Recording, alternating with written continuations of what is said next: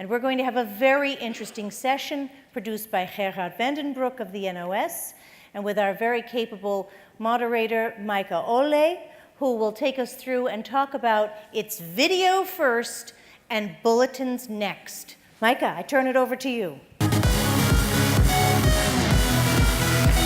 Thank you. It almost feels like I have to do a little dance with that music coming on. Good afternoon, everyone. My name is indeed Maaike Olij, and I work for the Dutch NOS News. I'm a strategy advisor, and actually my main point of what I advise is about the audience. I care a lot about our audience. I think they're at the heart of everything that we do. And because I am very much deformed in an audience perspective, I always talk about what do the audience consume, how do they consume it, what are their expectations from us as a news organization. I would really like for 1 second for you all to be a news consumer, for just 1 second. So for now, don't think about the production side, don't be a news producer, but just be a consumer. I want to do a small quiz. In the morning when you wake up, who here gets their phone first thing to check the news? That's quite a big group. And who, and even today, is probably checking their phone every 5 minutes just to see what's going on? Don't do it in between of us, our session, of course. Do it afterwards. And who has this sort of uneasy feeling when they left their cell phone at home and they go to work? Yeah, you've got fear of missing out. It's called FOMO. But don't worry, it's not a disease, it's not scary. We're only a product of our time, because this is how people consume media nowadays. We expect it any device, any place, any time. It's called ADAPAT. And with this new media use, and we've been talking about it this morning with AP, but also with other sessions and probably tomorrow as well, there's different expectations coming from the audience. And there's two expectations that I want to talk about today. And those are speed and video. With speed, and we've talked about it before, when you're a broadcast-oriented organization, news is news when you broadcast it, when you put it on the radio, when you put it on TV. But nowadays, we live in an online-focused society. News is news as soon as it happens. So you have to put it online as soon as it's there. The other point that I made is video. It was mentioned before today that we live in such a visualized society. YouTube views go through the roof. There's cameras everywhere. So people expect footage of every sort of event that's going on. They expect video to be there. If something happens, we grab our phones and we expect to watch what has been going on. I would now like to go back to you guys as producers. So put your cap back on. You know what we expect as an audience, video first. Are you actually doing that? I'm going to do another small test. Get your cell phones out. You probably have them on your lap anyway. And go to the website of your own news organization if you are a broadcaster. And then I'll walk into the room and just check if you have any video on your website. So I'm going this way, so it's easy for the people over there. Let me see who I will ask. All the phones are out, that's good. So maybe oh, here's one really bright. I'll go to Michael first. Michael, right? Hi, could you tell us who you are and where you work? Michael Wegner, I work for German public broadcaster ARD. Okay, great. And you have your website over there? Yes. Could you show us? There's a camera here, Sure, so we could absolutely. just... The internet connection is not perfect, but Okay. Sure, no problem. I can show you how it works. So this is our website of our news bulletin. You can see it here. So if you... I go through there, and if you click on any of those things, and probably it won't work now, you will see, there you go. You will get the video just right connected to it. You can click on it, and then it would roll. Okay, so with every article on the website, you have video? With every article that has a video to it, absolutely, yes. And what does that mean with every article that has a video to it? Sometimes we have articles about things where we don't have video yet. We still find it important that it is set on the website, so we'll have it. But as soon as we have video, we add it to that. You put it on the website. Yeah. Okay, great. Thank you so much. And I'll go to your neighbor. Yep. You're from Japan. From Japan, NHK, public television in Japan. Yeah. And could you run us through your website? It's in Japanese, which is quite difficult. Anyway, this is the first, maybe one of the biggest news in NHK. This is so we show exactly the same broadcast contents on internet, web. Okay, so you said the same broadcast as on TV as online. Yes. And does it mean that you have to wait until it's aired on TV before? Actually, NHK is strongly limited by the regulations that. So NHK is only allowed to show our exact same content broadcast after broadcasting, because private TV companies and private newspapers do not like the idea that NHK might dominate the market by the financial money. So under the strong pressure, so NHK not so allowed to show the video first. Ah, that's interesting. So you've got some legal issues facing the trouble of getting it online first. Thank you very much, and everybody with their mobile phones out, you can put them back again. Today I've asked 3 experts to join me to talk. I'm sorry, I should have given you the microphone. To join me to talk about this issue, to put video first. They're all from organizations that have been dealing with this topic for a long time and have expertise on how to change the workflow and how to change the organization towards a video-first mindset. First up is Naya Nielsen. She's from the Danish DR. You can step on stage. Welcome very much. The second one is Bart Levering. He's from the Dutch NOS, one of my colleagues. And Maria Ahonen, which is from the Finnish Yle, I should say. Welcome to you all. Naya, can I start with you? I know you have something called the news engine, which is quite an interesting terminology, I think. Could you explain why you started thinking about a news engine and changing your workflow? Yeah, we are an organization of 450 people. We have some people that are doing the output stuff, executive producers and presenters and stuff like that. Then we have 4 different topic groups with speciality in politics or economics or a foreign desk and so on. And then we have a 5th, which is our news engine or our news gathering. And in this machine or this news gathering system, we collect everything that we think is important that happens for all media at the same time. That is video, sound, text, everything. Research we do in this operation. And then after one awards, the platforms can take the content from there and use it. And the idea for this way of working came to us during the general election campaign in 2011. In Denmark, we don't know when the election is going to be. When the prime minister called for elections, then we have 3 weeks of campaign, and it is very intense. Mm-hmm. And we had 9 parties running 9 different campaigns, and we wanted to literally cover these 9 campaigns 24/7 for 3 weeks. And that was quite an operation. We wanted to know everything, and we wanted to film everything so that we would have video and sound and knowledge of what they were doing in the different campaigns immediately. Yeah. And we would put it out on web, and we would put it out on radio and television all the time. And we found out that the only way we could do this was to take away the reporters from all the platforms and pool them in a joint operation. And then we would put a group on the Social Democrats and another one on the Conservatives and so on. They would have a correspondent in front of them, and they would have groups that would be following the party leaders 24/7 for 3 weeks. Mm. And we thought it would be a good idea, but we never dreamt of how efficient it was. We realized that we were in sometimes 2 hours, often days before all other media in knowing what was going on, because we were not sitting in our newsroom having a conversation about what is going on there. We were out there together collecting the news, and then somebody else would put it together to make it to items for the TV bulletins and radio bulletins and so on. Yeah, and after that situation happened, you put it into place as a more structural thing. You're still using it, I think, every day. Yeah, this is like the foundation of our news operation. Our news engine or our news topic group is gathering what is common news, what is just happening today, and what is important. And another thing we found out that to do it this way, instead of before we would have 7 different reporters on the same story, because we would have 7 different bulletins and one for online as well. Yeah. And they would work like small kids in a kindergarten that are playing parallelly but not playing together. Yeah.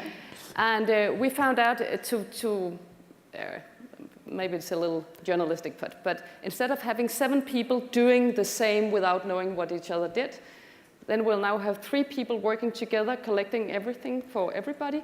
And then the 4 others we have been able to put back into original journalism. Yeah. So we have got a lot more resources to do the reporting Amanpour was talking about, to put people out there, to give them time to dig into stuff, to investigate.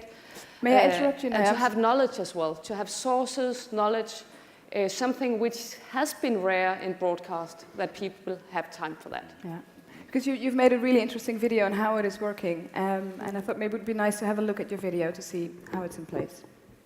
Morning. Meet Vicky Terkelsen. Jeg er klar. She's a live reporter for DR News. Jeg skal lige have mikrofonen, Brian, også. Today she's covering a court hearing about government misconduct. The story is about a group of stateless people who actually were supposed to get Danish citizenship, but weren't granted the citizenship. 4 minutter over. As a live reporter, you serve all platforms of DR News. And Vicky doesn't have to wait long. Det gør nemlig Anders Fogh. Han skal vidne her lidt over. Just 5 minutes after she has arrived, she reports live for the first time today. Hvor langt op i systemet har man This is for the morning news on DR2. cirka fået det statsborgerskab. Så det er noget af det, som der At 9 o'clock, she's on the air again. This time it's radio, Channel 1. Lige præcis. Nogen, der kalder live på? Shortly after, one of DR's political commentators arrives on the scene to join the coverage. He knows we are here filming Vicky, and we've told him to act normal. Hi, Vicky! However, though he's ruining our shot, he's here for good reason. It's simply a big case. And during the day, there's a lot of what you call it platforms you deliver for radio, for TV. So that's why we're two persons. At 9:30, Vicky goes inside the court. Once inside, she'll be in close contact with the web, DR Online. I might be copy-pasting all my notes from the court and sending it to him or her in an email. Okay, det er fint. She's also going to be in touch with what DR calls the news engine, and this is it. The table right there in the middle of the newsroom. We have a lot of communication between this board, the news editor, and the co-editors sitting here, and all the 6, 7, 8 platforms that we have. And today, most of the platforms want a piece of the action. Klaas Nilas, som jo var... At 12 o'clock, both Vicky and the political commentator, Bjarne Stenbæk, is on the air simultaneously. Ja, altså man kan sige, at i dag er virkelig de store navne, der er på banen. The last witness of the day is former Prime Minister of Denmark, Anders Fogh Rasmussen, now General Secretary of NATO.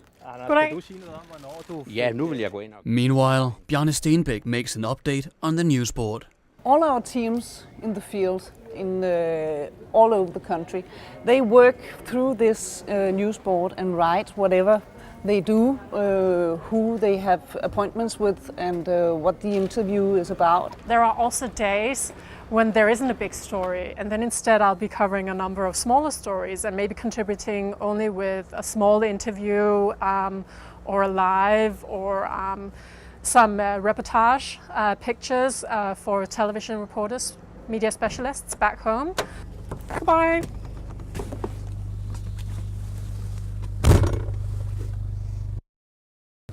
Well, thank you. I think that was very informative on how you've sort of divided up ownership. People are not so much making one story as everybody doing a part of the story. How did the journalists at your news desk respond to this? Was it like, okay, we're not making stories anymore? Was there some hesitation? Yeah, I will be honest and say that depends on where you work in this system, because if it is 1/5 of our resources are bound in this operation, and then we will have maybe 4/5 that are doing original reporting, and they have better time and better possibilities of making journalism that they didn't before. Yeah. Some people, they love this way of working because they love to be in the action. Some of the people, they are very frustrated because they went to TV journalism because they wanted to make their own little movie tonight in the news bulletin. Yeah. And they don't get to do that. They get to do a lot of footage and gathering research and information and interviews. And then they have to give all this away to other colleagues whose name will be on the bulletin.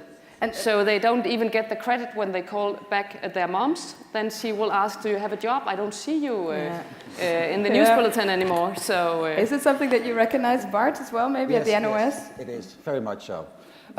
We integrated our newsroom 8 years ago, putting radio, the internet then, and television together on the news floor. That enables us to make better programs because of the effort, because of the combination of knowledge and skills. But to be very honest also, even after 8 years, television is the dominating factor on the newsroom.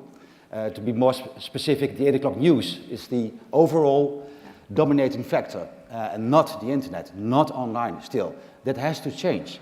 And that change is, as you mentioned, difficult. That's a question of mindset. That's a question also of culture, of tradition on your newsroom, in your newsroom. And do you at the NOS make such radical changes like they do at DR into enforcing the workflow to be much more fragmented? Is that the same?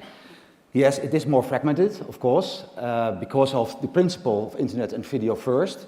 There are a lot of complaints about it, like you mentioned also, very recognizable. But even a fragmented story, is a part of a story, is still a story, is still news, is still, when it's right, when the facts are there, you must put it online, you must put it even with a video.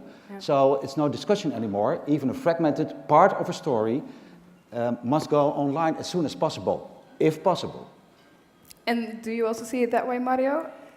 Put it online as soon as you have it? Oh yes, of course. That's really a necessary thing to do. But I think that we are more gentle than the DR people are. I mean, we don't call it an engine. People don't want to be parts of engine. They want to be journalists. But of course, we work at some points like that. Of course, we need to bring the video in quickly. We do lots of lives. But then, on the other hand, we are worried about the TV. There are still lots of audiences watching TV bulletins, and we have to offer them something extra, something in-depth, as we have heard this morning, for example. And the people are still in our office doing that, and we want to take good care of that as well. Yeah, so you don't want to throw one away by doing the other. No. That's very interesting. And Bart, I know at the NOS there's also indeed some debate on the newsroom, like between journalists. I don't want to be an internet journalist, I want to be the TV correspondent. You brought a video on that. Shall we take a look at this video?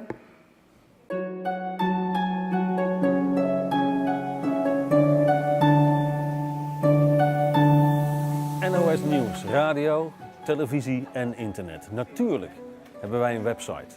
Onze ambitie, meer jongeren naar nos.nl. Jongeren willen wel degelijk nieuws. Alleen niet zo, maar zo. En niet uitgebreid, maar kort. Nou, de vraag is of je je op één lijn wil stellen met de twitteraars die het moment dat het gebeurd is, 5 seconden later, staat het op het internet. Wat mij betreft is het geen kwestie tussen jong en oud, maar is het een kwestie van snel versus nog sneller. We hebben bij de NOS alles in huis om online die jongeren te bedienen. Het probleem alleen, de meeste mensen hier denken alleen aan televisie. Ik denk dat bij de radiomensen het primaat ligt bij radio, bij de tv-mensen bij tv en bij de internetmensen bij internet. Ik merk aan mijn eigen leeftijdsgenoten dat ze amper meer naar het journaal kijken. Dat zijn toch de oudere mensen, die hebben het al lang op internet gezien. Als verslaggever wil ik een goed verhaal maken en heb ik niet meteen in mijn hoofd dat ik zo snel mogelijk alles wat ik heb de wereld in wil slingeren. Onze verslaggevers moeten online denken, online doen. Als ze dat interview hebben gedraaid, wil ik het meteen hebben. Eerst online en dan verder monteren aan dat tv-journaal. Nou, mijn ervaring is, zeker als je voor de grote journaals werkt, 6 en 8, dat je dan eigenlijk de hele dag heel gefocust bezig bent met die 1,5-2 minuten die je moet maken voor die grote uitzending. En dit is dan echt wel even een uitstapje dat je erbij moet doen. Laat ik wel een goed beeld van de werkelijkheid zien als ik dit meteen publiceer? Of is het een te versnipperd of een verkeerd beeld wat ik dan overbreng? Dat de lezer of kijker op onze website soms onvolledige verhalen tegenkomt. Aan de ene kant van het land heb je een interview, die heeft één mening. Zet je op internet en dan moet je naar de andere kant van het land. Het kan soms 1,5 uur duren en dan pas heb je de andere mening. Dus ja, af en toe tot 10 tellen lijkt me een goed idee. NOS Online is nu nog kleiner dan televisie, maar hoe is dat over 5 jaar? Hoe is dat over 10 jaar? Geloof mij, online is dan groter dan televisie. En om die reden is online nu, vandaag, op dit moment al even belangrijk als televisie. Volgens mij is video first dat we het nieuws zo snel mogelijk via internet met beeld, bewegend beeld naar buiten brengen.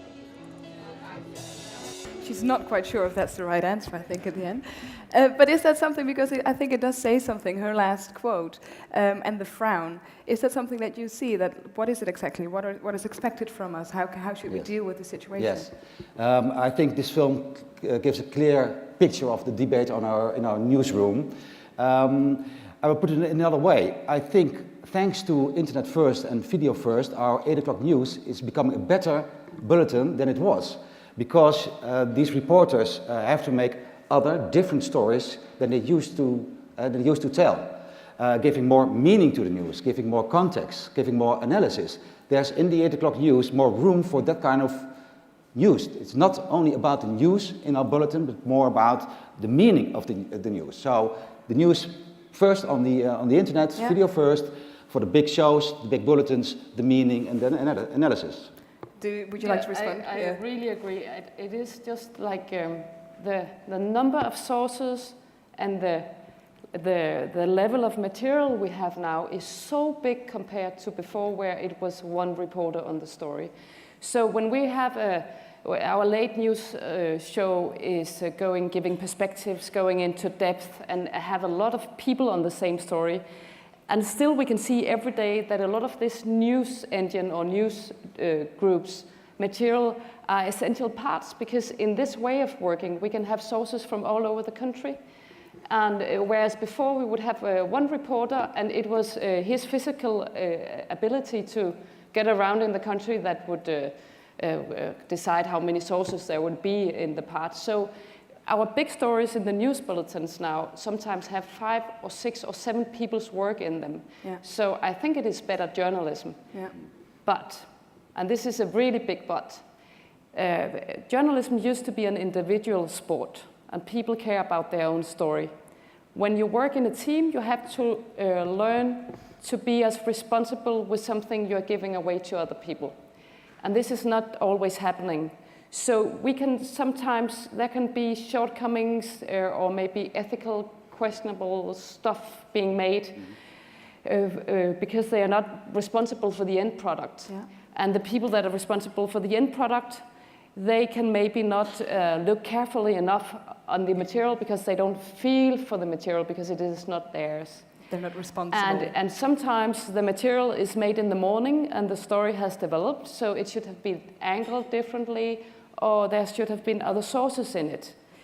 And like you said, Marjorie, a major problem that I think we have to address is that some people feel that we make them work in an engine. And this is why we have called it an engine the last years, but we are discussing if we can make this a more journalistic operation, even more journalistic operation again, because nobody joins this business for being in an engine. I mean, we're reporters, this is why, so we have to find a way where you are a reporter in spite of that it is not your story that gets out somewhere. Yeah, and show the benefits. As a journalist, I never thought I would introduce or use the term news management. That's not the reason why I became a journalist, but we have to manage the news exactly because of what you described. It's very important and takes a lot of time. And with news management, you mean what are we putting online, what are we doing in the TV show, and what's going on first? Who's doing what, etc. Yeah, who's responsible? In our office, we have been working as an integrated news operation for, I think, 6 or 7 years now. And people are quite used to sharing their material, and they think first that they do something for television, and then they hear it on radio and wherever. I think that for us, for our people, the biggest problem with, for example, doing live and trying to feed material quickly to the headquarters is the technical problems. And that makes them feel really like uncertain. Is this going to work? Am I going to get my material to the headquarters? Yeah. And there have been some really not so nice incidents where the journalists and the technical crews have been in really weird situations. Yeah, I can imagine, because especially Finland is, of course, a big country with a few people in it. That's right. You do have a video about that. I want to go there in a minute, but I would just want to go back to the point of the changes in the culture within the organization, because you signalize that there are some issues there, but how do you tackle them? How do you get people to change into this internet-first mindset? Yeah, I would say it began with the bosses. That's we would for many years, be actually competing with each other. Who has the best people and who have the best stories? The TV boss, the radio boss, or the online boss? Would the money go for the front desk or for the home affairs department? No, and this doesn't work. You have to work also in the news board as a team. Otherwise, it won't work. So set the example of... Because when you have this, when you work 24/7 with news, you have to make certain priorities as well.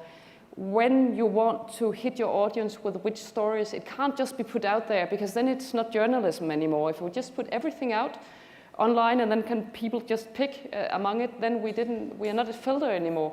And this is what journalism is about. So you have to have a very strict discipline where you decide, for instance, we decided that our correspondents, they should prioritize the morning on radio, because the Danes are there now and increasingly online, and then they should prioritize the night, because the Danes used to be there, but they are leaving the TV at night very fast. And we will have the coming years to take decisions of moving some of these, our very best people and biggest stars, to give them time to work online, I think, if the audience is moving there. And then, because there will always be some platform somewhere that would like to make a Q&A with the correspondent, but then they cannot do any reporting if they are live all the time. Is it the same way that you address it, Bart? Yes, I would say nothing more difficult than cultural change. Yeah. So there's only one way, talk the talk, walk the walk. Giving the good example also on the news floor. I often say to a reporter when these questions arise, think as a consumer. I'd like to start this session, think as a consumer. What do you need as a consumer? Yeah. Then it's an easy way to start a discussion, even though it's sometimes difficult. There are ethical issues or technical issues all involved, there can be.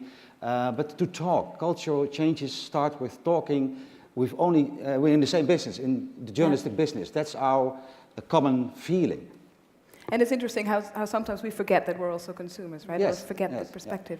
Yeah. You at the beginning mentioned the importance of audience and what the audience thinks. And I think that in this question, it's very important that we explain to our people and talk with them how the behavior of the audience is changing, and bring in the facts and the audience research and all that. And I think people, when they see the facts, when they see the reality, and they see, of course, it in their own families as well, how the children are using media.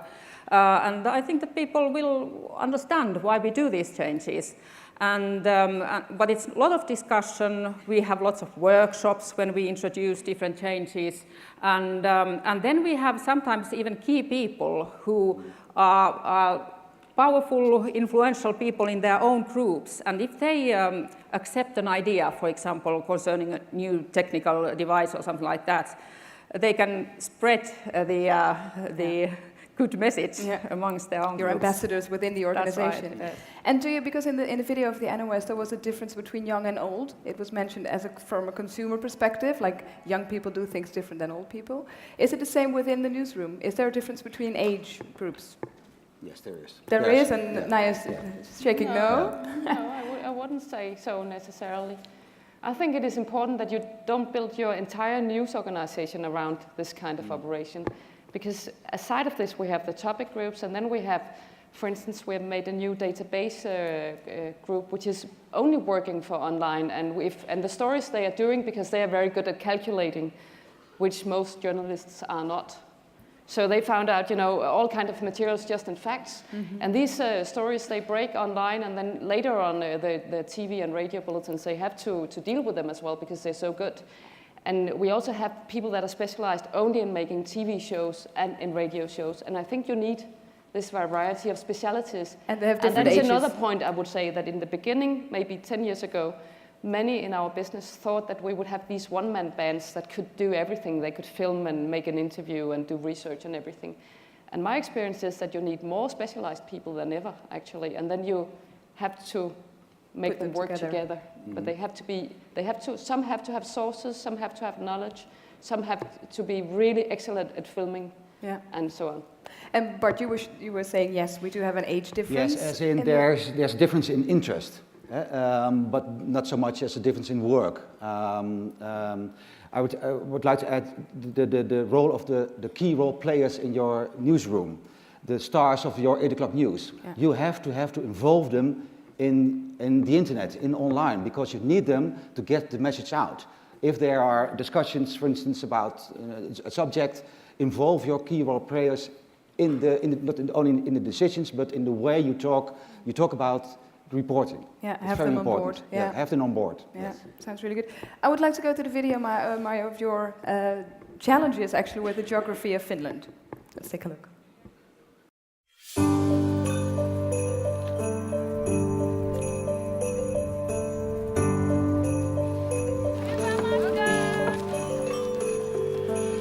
Finland has two major institutions that have a lot of ground to cover. One is Santa Claus. The other is Yle, the national broadcaster. At just over 5 million, the population is small, but geographically, Finland is one of the largest countries in Europe, and that poses huge technical and logistical challenges in getting live news and pictures to our audiences, whether on television or increasingly online. To conquer these challenges, Yle has launched a project called News and Current Affairs Reinvented. We want our journalists to get out of their offices, give them the right equipment and let them do their stories on the spot among people and then feed the stories back to the headquarters without delay. During the last couple of years, Yle has invested in new technology, from heavyweight OB vans to smaller satellite vans, and from lightweight live broadcast backpacks to smartphones and tablets. Smartphones and tablets in particular will become broadcast hubs as they can take advantage of 3G and 4G networks. It means Yle journalists are mobile, broadcasting wherever they are and wherever the news stories happen, particularly from areas that don't have a direct link to a broadcast centre. These kinds of direct links are especially important when we report on major stories, where our online and television audiences demand as much immediate reporting as we can provide.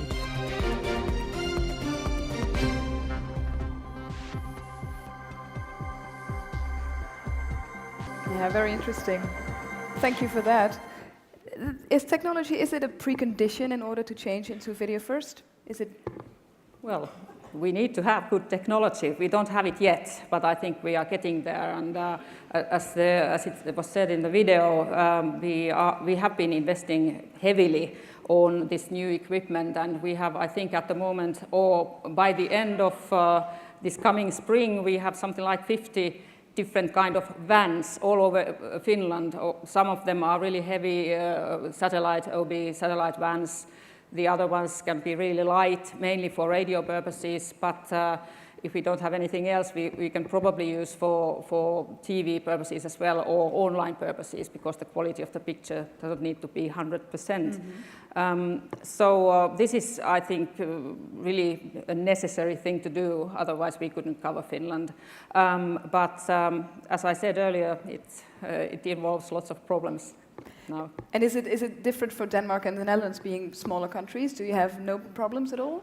No, of course not. Actually, I think there's a contradiction between how all youngsters, how easy they share video material and how difficult it is for a broadcast institution to get. I mean, the consumers' expectations are way higher than our ability to bring them the video they want to see.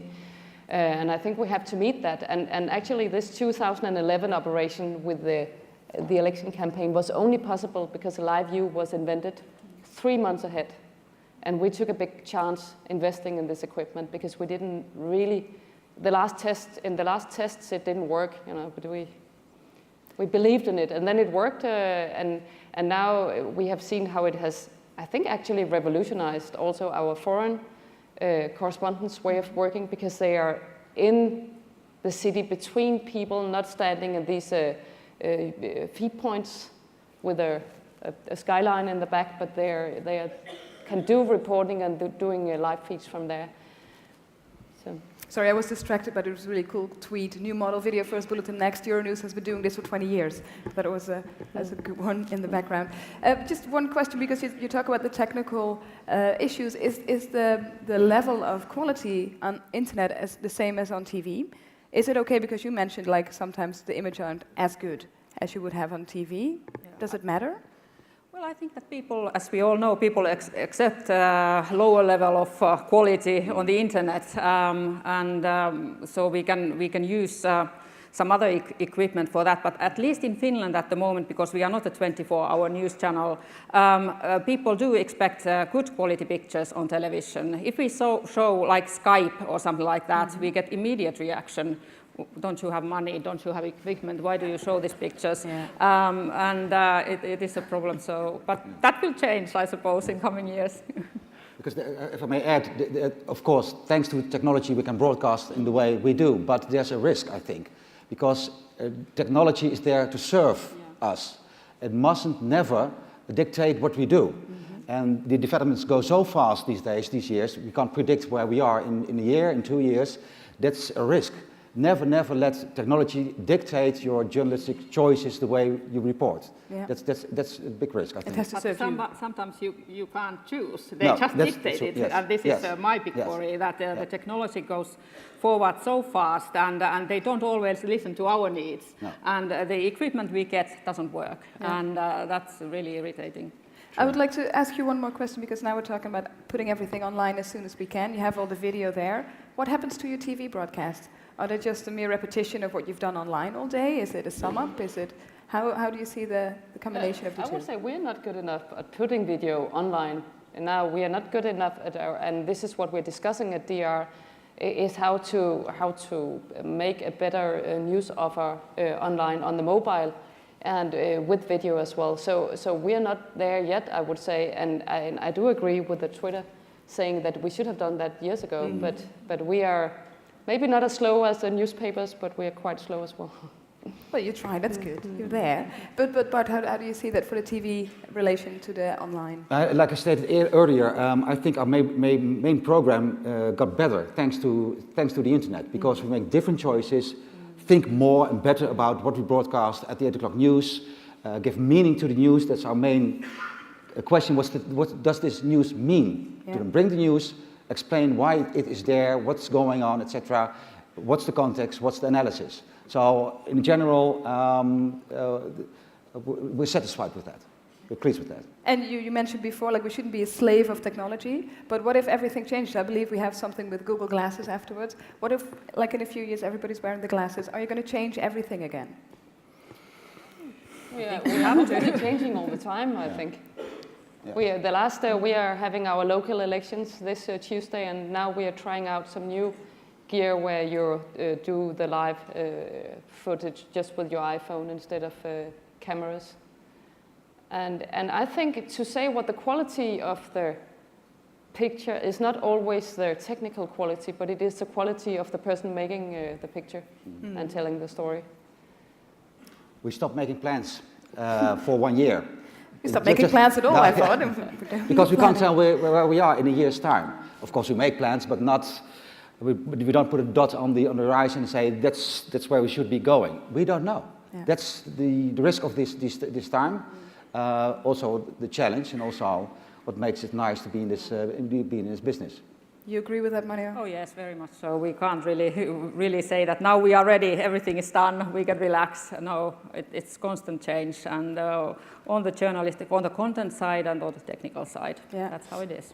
One last remark, and then we're going to close. No, I just think you told such a nice story at the breakfast that you had this 15 years old showing her the broadcast studio. And what was he saying? Yes, we get these school children, age 15, visiting us every now and then for 1 week. And there was this one girl last spring visited us, a 15-year-old girl. And I took her around the office and the studios and the newsroom, and we went to the studio, and I was really proud, and I said, well, this you have seen before many times, and she was like, oh, I don't know, I haven't seen this. Then I said, well, probably you don't watch our bulletins, perhaps you watch the commercial MTV3 bulletins.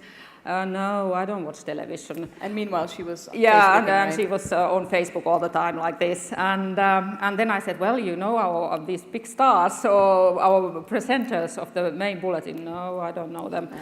It's completely, I mean, their world is so different, and that really startled me. We really need to get ready for that audience. Definitely, and I think that's at the heart of this discussion and of what we try to say, is listen to the audience, know what they're doing, know where they are, and so you can adapt to it with your news organization. And like you said, talk the talk, like what you do yourself as a consumer, walk the walk, do it as a news producer. So thank you very much for sharing your experience here.